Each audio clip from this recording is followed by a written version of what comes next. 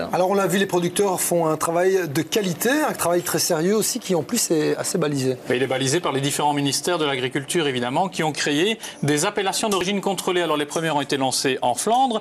Il s'agit principalement de l'Hagenland, de l'Aspengo et du Euvenland. Alors à ces trois appellations s'ajoute le vin de pays flamand, également le mousseux. On a réagi en Wallonie, on a créé l'appellation Côte de Sambre-et-Meuse, mais également les 20 pays des jardins de Wallonie. Et plus récemment, il y a à peu près 1 an et demi, les vins mousseux de qualité de Wallonie ainsi que les créments de Wallonie. Parfait. Qu'est-ce qui est bon dans tout ce que vous nous avez ramené? Tout est bon dans ce que j'ai ramené, évidemment. C'est vrai que ça dépend des goûts, évidemment. Mais il faut savoir que, par exemple, ce mousseux qui est ici, eh bien, dans des concours comme le concours mondial de Bruxelles, a déjà récolté des médailles. Il bat au goût des champagnes pourtant réputés. À l'aveugle, il se vend entre 12 et 15 euros. Un autre vin, celui-ci, le Genoul Selderen, ici c'est du blanc. Cette bouteille ici se vend à 12 euros. Il y a également un vin du même château qui se vend à 28 euros. Et à l'exportation au Japon, c'est à plus de 100 euros. Donc on trouve ce vin-là au Japon. Un peu moins cher, celui-ci, que j'ai trouvé dans une grande surface.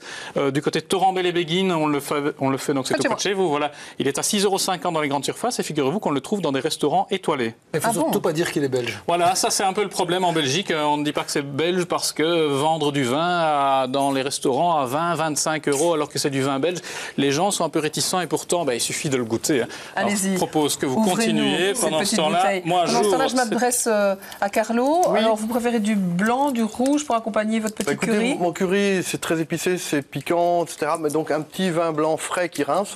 Alors moi, j'ai juste un coup de cœur. Je suis ravi qu'il ouvre la cuvée Rufus. C'est vrai que c'est un petit peu dommage parce que ça va être très épicé. Non, il y a largement assez. Il faut savoir que cuvée Rufus, c'est sur une résurgence de bassin parisien. C'est sur du calcaire comme en Champagne. Et c'est super bon. Moi, c'est mon vrai coup de cœur. Ah ben parfait. Et donc même vous avec mon curry d'aujourd'hui, oui. Voilà, curry que vous êtes en train de nous préparer. Alors lui, il n'a jamais ouvert une bouteille de champagne de sa vie.